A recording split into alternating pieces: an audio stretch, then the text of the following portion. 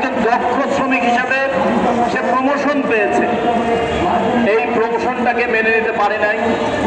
অজুহাত হিসেবে দাঁড় করানো হয়েছে ধর্ম অবমাননা, আর পরিচয় হিসেবে দেখানো হয়েছে সে হিন্দু।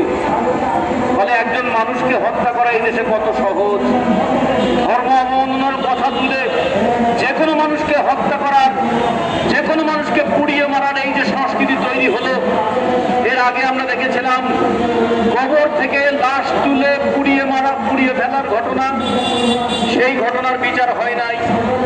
আমরা একের পর এক দেখেছি ধর্ম অবমাননার অজুহাত তুললে যে কোনো সময় যে কোনো মানুষের অধিকার কেড়ে নেওয়া যায়, সেই সহজ পথে আজকে বাংলাদেশকে পরিচালনা করবার চেষ্টা করা হচ্ছে। আজকে আমরা ওই কারখানা কর্তৃপক্ষের অবহেলার যেমন শাস্তি দাবি করি, ঠিক তেমনি মানুষের বিবেকের কাছে এই প্রশ্নটাও তো তুলতে চাই, যদি কেউ কোনো কথা বলে সেই কথা যদি ঠিক না হয়, তার যাচাই হবে কোথায়, তার বিচার হবে কোথায়? তার যাচাই করবার জন্য কি আদালত নেই? তার বিচার করবার জন্য কি প্রতিষ্ঠান নেই? আমার ইচ্ছা হলেই যে কোনো মানুষকে যে কোনো অপবাদ দিয়ে তাকে হত্যা করা, এটা কি মধ্যযুগীয় বর্বরতার দেশ নয়?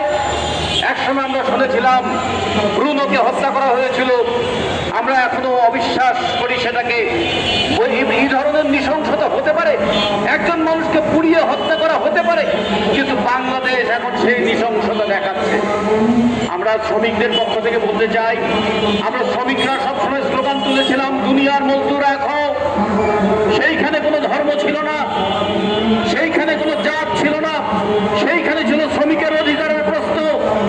শ্রমিক যে দেশেরই হোক, যে ধর্মেরই হোক, যে বর্ণের হোক, যে ভাষার হোক, যে লিঙ্গেরই হোক না কেন, শ্রমিক তার ন্যায্য অধিকার পাবে। এই জন্যই আমাদের লড়াই করবার কথা। শ্রমিক কর্মক্ষেত্রে নিরাপদ থাকবে, এই জন্য নিরাপত্তা ফোরাম তার কাজ করবার কথা।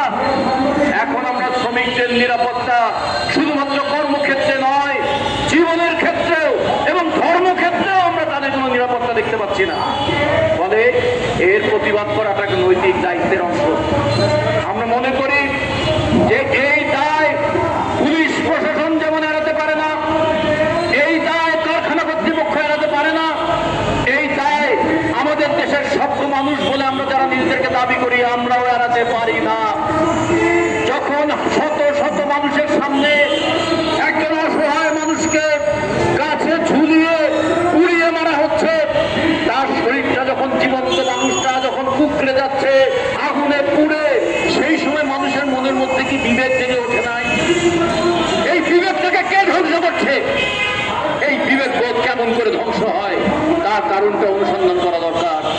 সাম্প্রদায়িক উন্মাদনা একটা মানুষের যে মানবিক বোধটাকে ধ্বংস করে দেয়, তার চরমতম দৃষ্টান্ত আমরা দেখলাম ভালুকায়। মানে দীপচন্দ্র দাসের মৃত্যু আমাদেরকে অপরাধী করে দিয়েছে। দীপচন্দ্র দাসের মৃত্যু এই রাষ্ট্রকে অভিযুক্ত করেছে, দীপচন্দ্র দাসের মৃত্যু এই প্রশাসনকে অভিযুক্ত করেছে, এবং দীপচন্দ্র দাসের মৃত্যু ওই কারখানা মালিকের বিরুদ্ধেও অভিযোগের আঙ্গুল তোলে যে তুমি কারখানার ভিতরের সমস্যা সমাধান করতে না পেরে, কারখানার মধ্যে অসন্তোষকে তুমি আর একটা অজুহাত দিয়ে সেটাকে যে ধ্বংস করতে চেয়েছ। একজন দক্ষ শ্রমিকের দক্ষতার মূল্যায়ন না করে তার ধর্ম অবমাননার কথিত অজুহাতে তাকে হত্যা করে এই বাংলাদেশে যে ভয়ের সংস্কৃতি তৈরি করলে, এর দায় থেকে কেউ এড়াতে নিজেকে মুক্ত করতে পারবে না। ফলে আমরা মনে করি দীপচন্দ্র দাসের এই হত্যার প্রতিবাদ করার প্রতিটি বিবেকবান মানুষের কর্তব্য। এর বিরুদ্ধে যদি প্রতিরোধ করে না ওঠে, কালকে রাস্তায় আপনিও আক্রান্ত হবেন, যে কোনো নারী রাস্তায় আক্রান্ত হবে, যে কোনো মানুষকে যে কোনো সময় ধর্ম অবমাননার অভিযোগে অভিযুক্ত করে দিতে পারে। এমনকি একই ধর্মের অভ্যন্তর নানা যখন মাযহাব আছে, একজন আরেকজনকে কাফের আখ্যা দিয়ে হত্যা করার বৈধতা উৎপাদন করে ফেলবে। ইতিমধ্যে তার কিছু দৃষ্টান্ত আমরা দেখেছি। তাহলে আমরা মনে করি এর অবসান হওয়া উচিত। যে কোনো মানুষের যে কোনো কথা সেটাকে বিচার করা, যাচাই করা, সে অপরাধী হলে তার শাস্তি দেওয়া, এর দায়িত্ব রাষ্ট্রের। রাষ্ট্র যদি এই দায়িত্ব অবহেলা করতে থাকে থাকে তাহলে তার দায় গোটা সমাজকে বহন করতে হয়, তার ভার গোটা সমাজকে বহন করতে হয়।